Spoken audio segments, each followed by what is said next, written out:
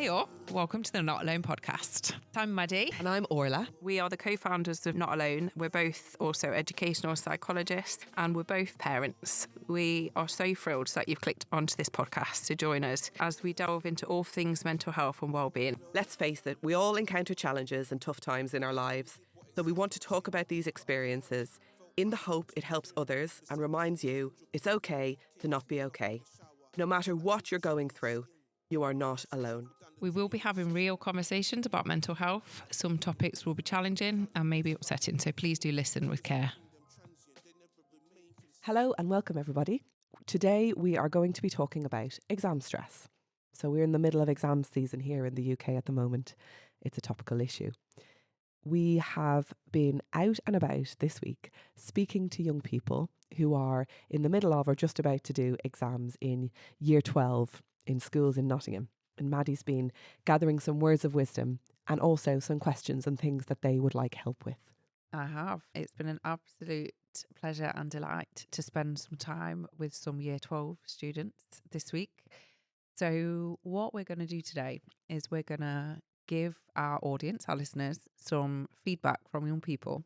And we're going to think about what they're asking us and some of the things that they're worried about and see if you and I, Orla, can also help think about some of the helpful things, some of the solutions that they might use, or I guess some of the triggers that they might be experiencing and some of the thoughts and the feelings that they might have around taking exams, most of which are very, very normal, and then also talk about where to get help if it's needed. Sounds good. So let's get into it. Enjoy the chat.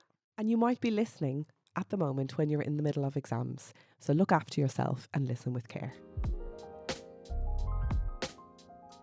So Maddi, hello. We are talking about exam stress today, aren't we? And we are hoping to give people information, advice and places to go if you feel like you need help during exams. Yeah, really topical, isn't it, at the minute? So I thought, if it's all right with you, if we start with a bit of a question. Mm-hmm. So what is exam stress? What does that mean? How might it feel? And what are some of the thoughts that you might have, I guess, going into an exam? So what I thought I will do is think about back to when we were doing exams. Yes. Just, a few years ago. Very few years Just ago. a few. Yeah. One or two, maybe. Yeah. Maybe 20 odd. And think about what did that feel like for anyone listening out there. So if you might be a young person, you might be a parent of a young person.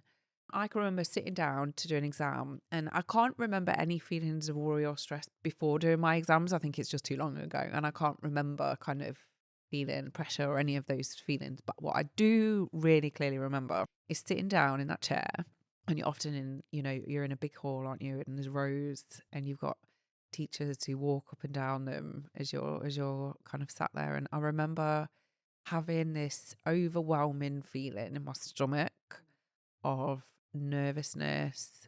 It felt like butterflies.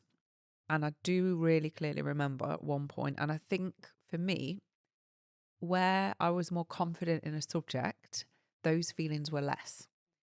I remember specifically my maths GCSE and knowing that it wasn't my strong point and knowing that there was a chance that I might not pass it. And I remember turning the paper over and my mind went completely blank. And I had this overwhelming sense of, it was weird. It was like something took over my body and it just shut down. My mind went blank. I got over it and I did the exam. But talking to young people this week really made me think about that feeling. It's not very nice. When you asked that question just now, I had the exact same memory. So I don't remember any of my thoughts. I don't remember like, oh, I did this and I did this. I remember that feeling as in a physical sensation. And it's really interesting if we think about the fight or flight theory of strong emotions. Often when you're in a really stressful situation, like an exam, and I remember it in the hall as well. So like in the moment, just when you're sitting, the thinking part of your brain switches off because of the stress hormones like cortisol. And you actually often don't have a language memory associated as in what you were saying or thinking. And you often always have this body memory. And there's a really interesting book by a psychologist, Van der Kolk, called The Body Keeps the Score. And it's that the body remembers traumatic experiences. And so a lot of the time, your memory is your body, how your body felt. And it's really interesting, isn't it? Because a lot of the things that you can do to manage it are about making your body feel relaxed. And I think it makes sense when you think about it in that way, that your body is having the stressful feeling. Funny you should say that. So when I went to a school this week, as you know, I went and spoke to a group of, I think there were about 80 young people there. And we were talking about this exact thing, about that response. So I guess we'd call it an anxiety response. One of the children, young people, said to me, why does that happen? And actually, we really got into this idea of humans as hunter-gatherers, as we know, that when we were, cavemen and women, we had a response to a fearful situation because we had to survive. So when we think about anxiety or that fear response, it's really innate. It's something that's actually there to protect us. And what happens is sometimes we over or underestimate that fear, and then our response is not necessarily linked to the enormity or less of enormity of the situation, if that makes sense. When we're thinking about those feelings, it's actually really normal, isn't it? It's really normal to have that anxiety response. So do you want to just talk a little bit about flight, fight and freeze, Orla, and what those three things mean? And based on you as a person, you will naturally perhaps go to fight, flight or freeze more than one or the other, but you may respond differently in different situations. But I guess understanding that about yourself is important. So should we talk about, I think, what I was describing as freeze in my situation? So do you want to talk a bit about that? Yeah, so it's a normal stress response. I guess that's the most important thing, isn't it? If you have a stressful situation, your body reacts before and sometimes takes over the thinking, the mind reaction. And it is all about survival. But what is your body telling you in that moment? It's telling you this is a really important situation. There's risk involved. It's about survival. And you need to do something about the situation. Is that real hunter-gatherer exactly response, isn't it? Yeah. And in an exam situation, it is a very important situation. There is risk because you might do well, you might not. Fail. Exactly. It's on you. You're the one sitting there. So all the ingredients are there to trigger this response. I guess that's what I'm saying. Should I read you a few? Really interesting you say that. So let me read you a few of the things that the young people at the school I was in said. These guys are in year 12. So how old are they? Yeah, year 12. So 17? 17. Yeah, 17. And they're about to start their exams, or they're in the middle of them? I believe they're about to do some kind of end of year so they're exams in the middle of prep, getting ready. Exactly. Yeah. Exactly. Okay. And it was really interesting because they were so there in terms of these feelings. Good time to talk to them then. Yeah, really good time to talk to them. And also for them to have a shared experience to normalise some of the feelings that they had, because actually when you look around you and realise that everybody is feeling this and it is really normal, I think that in itself is helpful. We asked the question, what is exam stress? And some of the answers here, I'll read them out. Being worried, feeling overwhelmed, feeling anxious, needing to revise constantly, but also relaxing and making sure my work is organised. Interesting. So people were thinking about how scary it was in the feelings, but then also automatically coming up with some of the things they do to help themselves. Way too much stress is another one. Frightened. As we've said, your body goes to that place of fear. So another young person here that's put stress, fear, worrying constantly about how I'm going to do. And also then in the situation, shall I change my answer? That's a really interesting one, isn't it? Because I think I remember that feeling too, of writing an answer down, especially in a subject you're not as confident in, and going back over it and thinking, oh my God, have I got that right? Have I done it the right way? And it was really interesting in actually the difference between each individual young person. So some young people were saying, oh, I just don't think about it. I just deny it in my head and then ignore it for as long as I possibly can. Don't think about it, because that's also a coping strategy, isn't it? The response that we would link that to is flight. Yeah, exactly. If you're faced with a stressful situation, fight is address it head on, go for it. You're using adrenaline to make your muscles strong, to bring lots of oxygen pumping through your heart into your blood, ready to fight. Yeah. Flight is running away. Yeah. But you also use the adrenaline and the oxygen to run fast. Exactly. And freeze is usually when you're overwhelmed. And one of the young people talked about that, didn't they? Yeah. And you did as well, about your mind went blank. Usually that is where the stress hormones, the adrenaline overwhelms your body and you don't know what to do. So you just think freeze, not going to do either. That normal situation, if it takes you away from the threat, most of the time the body's able to cope with that. A huge surge in stress, and then most of the time comes back down. And we've all been there. Like if you've had a car accident or you've been to the dentist, you've done something stressful. A job interview. Yeah. You feel the stress, you come back down, you feel your body relax. The problem with stress is when it is extended over a long period of time. And I think that's one of the problems with exam stress, because the time around exams is becoming longer and longer. We're talking about mocks back in February when the exams might be in like May, June, July. So as soon as you stretch the stress response over days and weeks, that's when it starts to have an impact on your mental health. Your body's not able to do the normal coping, which is big stress response and then big relax. And it starts to come out in other areas like your sleep, your eating, your ability to think straight. Yeah, you're right, because it becomes a daily rise in cortisol, which is our stress hormone. And then that daily rise in cortisol is a stressor on the body physically. Do you think then that now, as say potentially compared to when you and I were taking exams, just a couple of years ago, nod, wink, wink, that there is more of a big deal made about exams? Like, is the language different? I do think there is a lot of pressure, particularly around passing GCSEs now, isn't there? I did some research a few years ago with young people around their experience of school and their experience of the curriculum particularly, and one quote that always stands out to me, it was a young person who'd reflected that they feel like they're a walking grade, and that from the minute they go into school they feel like, based on kind of how clever they are, there's a prediction around them in terms of what they should be able to get, and then that remains a pressure from entering secondary school to to when they finish. And it's almost, if you're not meeting that expectation, the language around that can be very, very pressurized.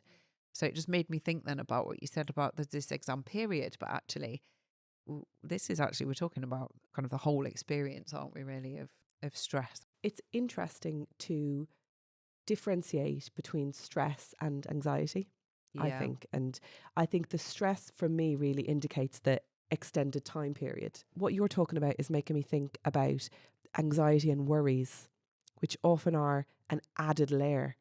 So there's the stress, which is like pressure to perform, pressure to get the grade. But then sometimes what you're talking about is the expectations. So worrying about letting your teachers down, letting your parents down, worrying about what if I don't get this grade and then I don't get onto that course, or what if I don't get this grade, then I'm not going to get my criteria for my apprenticeship. So that worrying into the future and mind reading, what other people think, those are some really common cognitive tricks that are linked to mental health difficulties like anxiety, aren't they? And so you kind of slip then out of the crisis stress response into some of the things linked to longer term anxiety. When you think about them separately and all happening at the same time, it's no wonder. It's no wonder. It's no wonder that some of these comments are about feeling overwhelmed. And yeah. But I'm interested in, from speaking with young people this week, did any of them give you a sense of why exams are so stressful? So did they talk about that at all? Yeah, and a lot of that was around exactly what you just spoke about. It's the fear of failure, fear of not achieving what they expect of themselves, but then also the expectations of the people around them on them as well. So it's that fear of not being able to do it. Also the fear as well of the situation. So going in and my mind going blank, for example, or me not being able to remember, or letting myself down, letting others down. We talked a lot about this idea, all of thoughts, feelings and behaviours. Those three things, of course, are very, very linked. So we talked about some of the perhaps tricky and negative thoughts that you might have around exams. Things like, I can't cope, I'm not good enough, I don't have enough time to revise, I'm going to fail, I'm going to let everyone down, I feel as though I can't manage, I feel like I need to give up, I feel like everybody else is better than me. That came out. That young people shared these are the thoughts they were having. Yeah, exactly. It's interesting because if you are an adult listening and you know a young person who's going through this, I bet if you think you could identify the thoughts they have, because I bet they say them a lot. And this is one of the difficulties with these thoughts, isn't it? We practice them a lot. It's like a tune on an iPod, sorry. Really showing my age there. But you listen to a tune over and over again, it's becoming ingrained in your mind. You believe it more, it gains strength. So yeah, I bet when you asked young people, they could like say these things quite quickly. And what happens is these thoughts, what in psychology we call negative cognitions. It's your mind playing tricks on you because of the fear response. So when we feel scared about something, we often go to a place of what we call irrational thoughts, things that aren't true, but you're saying them to yourself. And what those thoughts do then is they create feelings. So the thoughts are what we're thinking in our head. One thing that we talked to the young people about this week was the idea that thoughts aren't truth. They're thoughts. They're your thoughts in your head. Just because you've thought them doesn't make them true. So I think that's one thing that we really need to get across today. So if you're a young person or if you're a parent of a young person who is having some of those negative cognitions, just because you think them does not mean that they're the truth. What they then do is they lead to those feelings that become overwhelming. And that's the physical response that is really hard to manage, isn't it? The feelings then become physical responses. So say you have feelings, for example, some of the things young people shared are fear, worry, dread, worthlessness, hopelessness, feeling overwhelmed. So imagine those are the things. So you've got this thought of, I can't cope. That makes me feel overwhelmed. And then the physical sensation linked to that, some of the things they said was feeling sick, heart beating faster, getting a headache, sweating, difficulty concentrating, feeling really tired and exhausted, and loss of appetite, loss of sleep. So those three things are very, very linked. And then what happens is we have the idea of behaviour, what we do. So we've got what we think, we've got then what that leads to in terms of our feelings, our emotions, we've got then the physical sensations that are associated to that, and then we've got our behaviours. So things like working really, really late and not being able to actually get much done, procrastinating, struggling to sleep, avoiding doing certain tasks. Avoiding is a definite coping behaviour, isn't it? I avoid cooking. Just putting that out there. Because you find it stressful. I find it very stressful. It makes me feel overwhelmed. It makes me feel like I'm not good enough. So I avoid it at all costs. It's a good job I have someone in my house who can cook. Not doing things that you enjoy, becoming withdrawn, spending time alone, and struggling to make decisions. So there's some of then the negative behaviours. And you can see the pattern, can't you? From thought, that negative cognition, to a negative behaviour. And you know, the things that you just listed there. So I was just speaking with a friend whose daughter is doing exams. She's midway through the exams and she's done about 23 exams in a few weeks. Oh, so she's saying it's like a physical test of stamina, as in, you know, your body's physically tired. But all of those things you just listed are working against you physically, aren't they? You're not sleeping, you're not eating properly, you're up late, you're looking at, you know, your eyes are open too long. You know, you're probably not going to the gym that you usually go to, or not to your, you know, your sports training. The really, really tricky thing about those negative thoughts is they trick you into feeling a certain way, but then they start to make you behave in such a way so they reduce your stamina to do the tricky thing.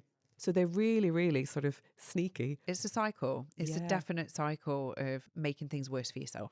Absolutely. So I guess on that then, what I think would be really helpful, Ola, if we could now think about, okay, so let's think about all of those things that we know are good for us in terms of our well-being and making sure that we manage that stress, how to understand ourselves in terms of what we call like our stress bucket looks like and the feelings associated with that getting full. But then what are the things that we punch in the bottom of the stress bucket to let out the stress, so the things that we need to do for our well-being. So one of the things that I really remember learning about at some point during my existence, that the brain actually can only really truly concentrate for about 20-25 minutes tops, and that may even be a little bit less for somebody who's say 15 or 16. So first of all, this idea of sitting down and revising until late at night for hours and hours, it doesn't work.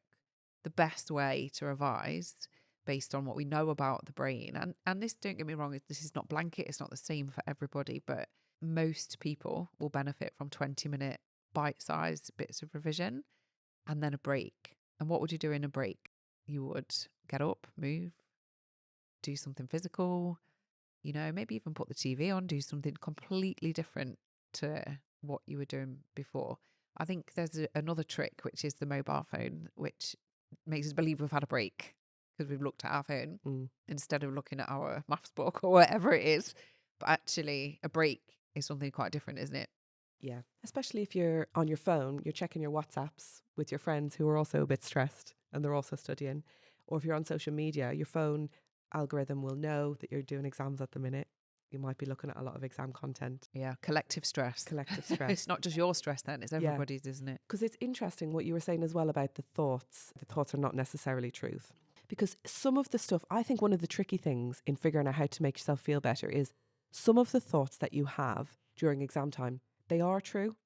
So for example, I need 2 A's and a B to get onto that course. Like, that is true. So for some of those thoughts, it's helpful to think, to what extent am I going to let this control my life? Do you know what I mean? So to what extent am I going to worry about this? And actually, what I can do is, like you said, I'll do my 20 minutes, then I'll go for a walk. Do you know? You can do those things. It's not a good use of your time and energy worrying about, what if I don't get the grades? That's just pure worry. Do you know what I mean?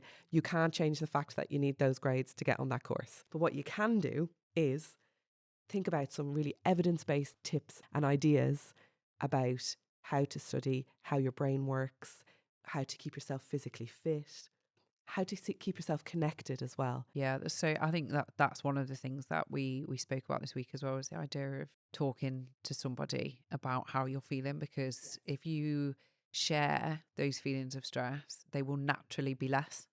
When we talk about something as humans, when we have a conversation, this is why we do it.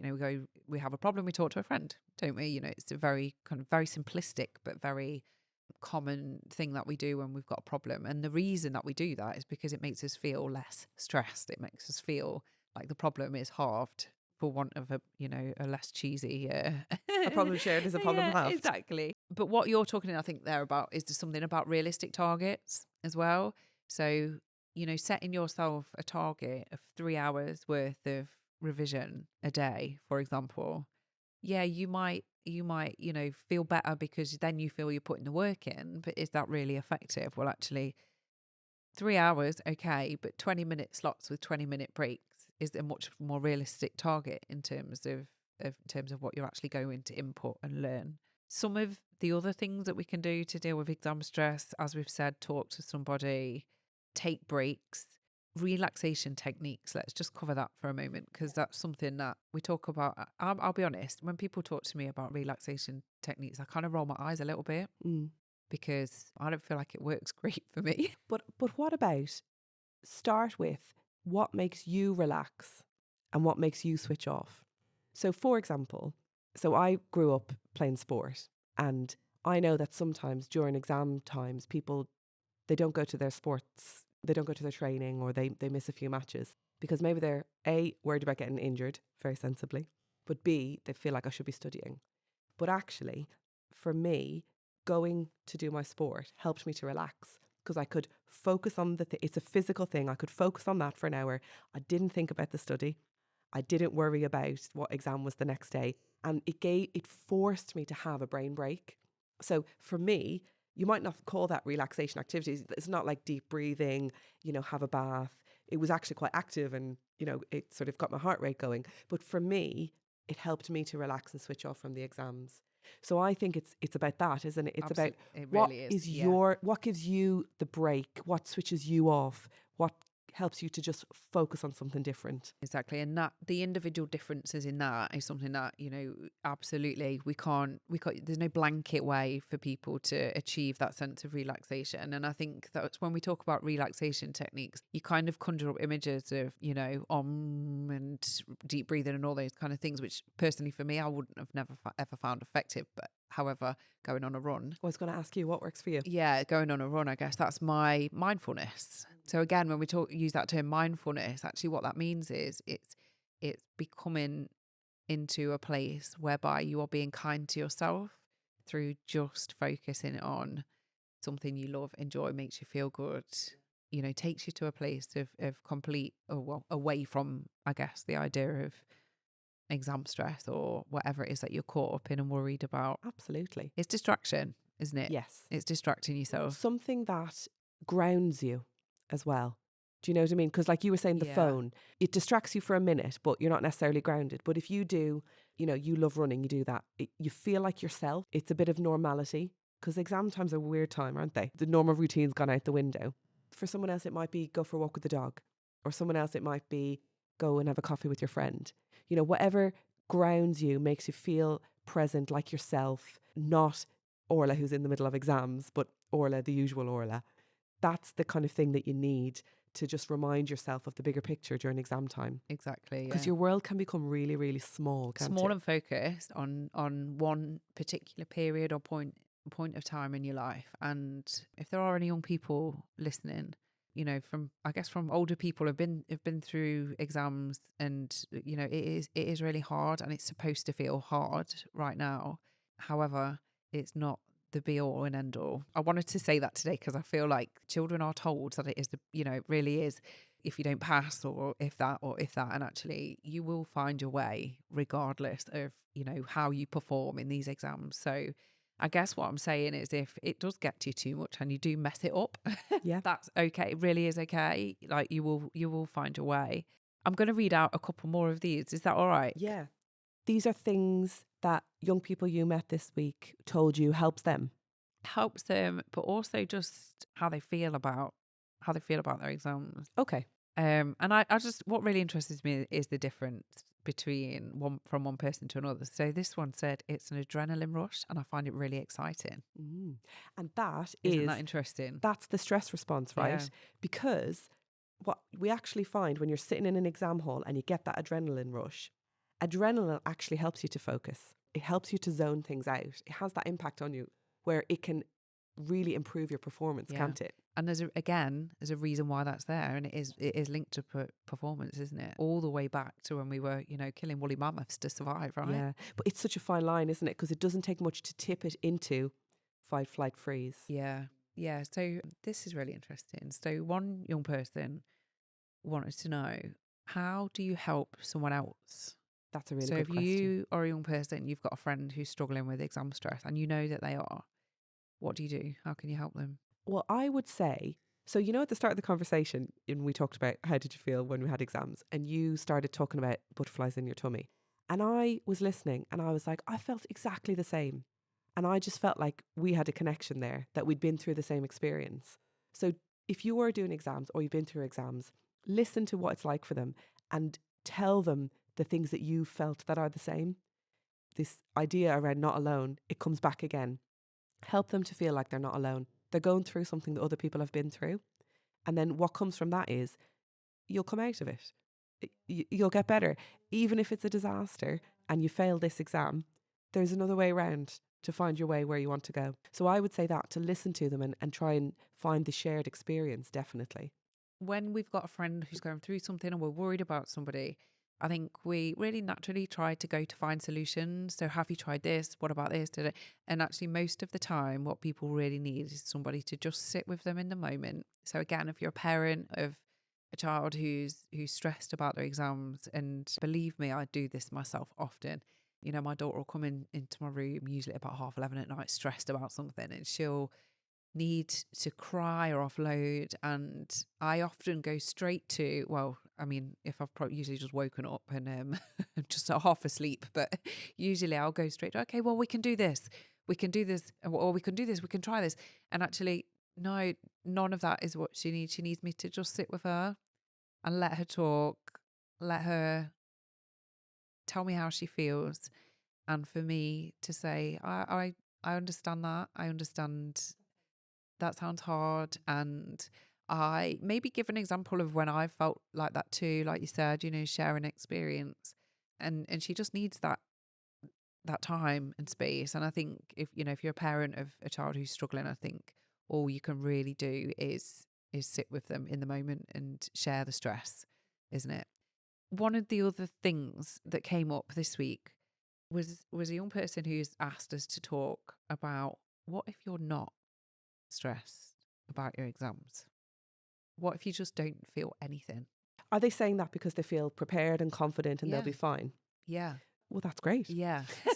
So But I guess, you know, when you're in you're a room of people and everybody's saying, oh yeah, you know, I'm stressed about this, or this is how it makes me feel, and I've been worrying about this, and you're sat there thinking, well, I'm pretty All right. chill. That's really important, because I would say to that young person, so what have you done to make yourself feel like that? Because they will have strengths that they're drawing on to feel like that. That's not just like luck or, you know, stress doesn't bother them. They'll be doing something in the last few weeks or in the you know, in the immediate situation to feel like that. And the reason for that is, I worked with this school before, a secondary school, and they did this after exams, and I thought it was brilliant. Loads of schools do treats and trips and stuff after exams, but they did these debrief sessions with the kids, and they said, when you did the exams and you felt worried, what did you do? So when you went to maths, I know you were really worried about maths. How did you do it? How did you manage it? Because it sounds like you've done well. And actually reflecting on the tools that you use to cope is important, because when that person is not worried about exams, is going for a job interview and they feel really worried about it, they can look back and remember, when I was not worried about my exams, it's because I was prepared. It's because I kept my daily routine as much as I could. It's because I made sure to walk the dog every day, because that gave me some fresh air. You know, it's because I made sure to keep talking to my friends about how they were, and we were all connected together, because there's something there working, right? That brings us really nicely onto this kind of analogy of the stress bucket, doesn't it? So one of the things that we wanted to kind of bring today was this idea that we all have a bucket, and imagine that bucket is a different size for everybody. We've all got a different size bucket, and we've all got different things in our lives, as we kind of said at the beginning, didn't we, that add to that bucket of stress. So it could be that you're a young person and you kind of are quite happy in life, you know, you've got quite a settled family, or, you know, you've got good friendships, you've got good relationships, you enjoy school, there's lots of positive things, and then exams come in and bang, there's some stress there. So something you can do to deal with that and to help yourself is to put holes in the bottom of the bucket through things like going on a run, doing some exercise, doing something that you love and enjoy.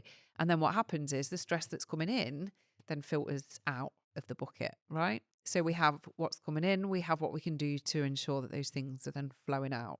And that's exactly what you were just talking about, that young person who perhaps doesn't feel as stressed. Maybe they've got lots of holes in their bucket because they know how to release it. They know what to do. I guess what we really need to be really mindful of as adults, as parents, and yourselves as young people is if your bucket is overloading. So I think Spilling out the top. is spilling out the top. And if it is, so you might have exam stress, you might have split up with, you know, a boyfriend or girlfriend, you might have had a relationship difficulty with a friend, you might, you know, have difficulties in your family, you might have had a trauma or a loss, and there might be things that are building up in your stress bucket, and exams are then coming on top of that, and you're starting to feel that every day overwhelmed, can't cope, you know, some of those kind of more extreme statements that we've talked about. And first thing I want to say about that is talk to someone, Yeah. because that's the hole in your bucket. We were just talking about this campaign that we saw this week, weren't we, Yeah, by we a were, charity, yeah. Papyrus. So they have this idea of hashtag exams, no silence, please. If you are feeling any of these things, speak up. So speak to a friend, speak to someone at school, speak to your family, or go on to NottAlone.org.uk and speak to some of the support services that are there. It's so important. And I think it's really important to know as well, exactly what you're talking about, Maddi, that if you've got things going on in your life that are impacting on your mental health, exams and tests are a really common trigger point for overflow, for feeling worse. Because of some of the things we talked about, which is your world gets very small. Your mind starts playing tricks on you. You maybe don't have as much sleep as you usually have. So some of those problems, like that you were talking about, they could feel a bit worse during exam time because of all of the other pressures. So I guess going back to the young person you were talking to, Maddi, who said, what can I do? The other thing I would say is keep an eye on your friends. Check in with them, you know, see how everybody is. And if you notice someone's not doing very well, just check in with them, ask them how they are, you know, say, do you want to have a chat? You know, keep an eye on everyone at this time. Yeah. And be kind to yourself. It's so important to just be kind to yourself and keep putting those holes in the bucket, keep, you know, doing the things that you know. And sometimes you almost have to force yourself to do things that you know you'll enjoy, but at the point of trying to do them, you feel like you're procrastinating, or you feel like you shouldn't be doing it because you should be revising, or you should. Those things are just as important as the revision. They're just as important as the hard work, because working on you is working on you getting through these exams. I wondered, to sort of close off the conversation, whether the young people you spoke to had any ideas or examples of things that helped them. Yeah, they were amazing. A lot of them talked about some of the things that we've been talking about. Listening to music was a big one. Okay. A bit like our conversation with Simon. Yeah, that it was. helps you Actually, yeah. to sort of process strong feelings, and Yeah. it gets you in a sort of a space of feeling just present with the music. That's another example, isn't it? You're there, you listen to your favourite song just for, even if it's 3.5 minutes, you're not thinking about revision. Yeah, a couple of them talked about writing things down as well. So journaling, I guess a diary, because we kind of did a couple of focus groups afterwards, and we talked about some of this idea of talking to each other. And actually, it was interesting, because some of them kind of said, I wouldn't speak to anybody because I don't want people to see me cry, which made me feel a bit sad. I'm not going to lie, because I thought, well, actually, crying's good. Like, it's a good thing. Come on, let it out, you know. But I guess depending on your age and stage as well, you know, that might feel embarrassing to cry in front of somebody. And I get that completely. So they talked a lot about writing things down, journaling, writing down how they feel. You know, those thoughts, those negative thoughts, I can't do it. They're good ones to write down, aren't they? Because you can look at them then, and you can do loads of stuff like rip the page out of the book, scrunch it up, throw it in the bin. That's so funny. That's literally exactly what one young person said. Write it down, rip it up, and throw it in the bin. So Brilliant. we did. We left them. We kind of went over time as you do, but we left them with an activity that I think would be helpful to kind of leave this with as well. Is this idea of, so we've talked a lot about thoughts, feelings, and behaviours. So one activity that you can do if you are feeling in a bit of a stuck situation is to write down some of the thoughts. Notice them. Notice what thoughts you're having about yourself when you're in those moments of stress and worry, because if you can notice the thoughts, you've got a really good chance of being able to change them into something more positive, which then sets you off on a very different cycle of behaviour. So instead of thinking I can't cope, think about, I coped really well when. Think of a time when you coped really well. Write that down instead. Use that as the thought that then influences your behaviour. I love that. Yeah, it's changing those cognitions. It's changing the cognitions, and then if you can do that, you can often then get yourself into a cycle of much more kind of positive thinking about yourself. So, Maddi, I have a question to ask you. Oh no! Just as you're talking there, what would you say? I'm scared, guys. What would you say to your teenage self who's sitting in that exam hall? I'll answer it as well. Feeling those butterflies in the tummy, knowing what you know now. If you could say one thing to her, what would you say? Oh my God. To little Maddi, I would say you're good at lots of things. That's what I would say. You're good at lots of things. Because I think when you sat there, and in that maths one particularly, it was the fear of being rubbish at something and not being good at it. And actually, as you get older, you realise it's okay to be really bad at lots of things. That's okay. It's not normal to be good at everything. And I think that bothered me the most, is that I felt like I wasn't good at it. So yeah, it would be, you're good at loads of things. What about you? Go on. I would say, I've answered. Come on. I think I would say to myself, this is not the whole story.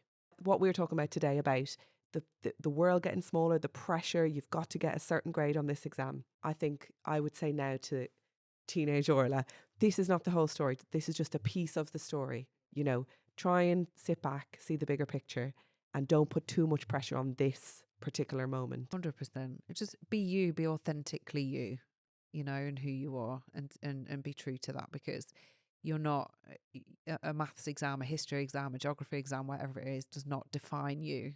You do that for yourself. Great. So thanks for listening, everybody. It was really good to hear the voices of young people from Nottingham with their ideas. Thank you. Big shout out to the year 12s at Genogley City Academy. Thank you so much for your contributions to today. Much appreciated. We discussed some heavy subjects today, so remember that you can find advice and links to support services on NottAlone.org.uk. You are not alone.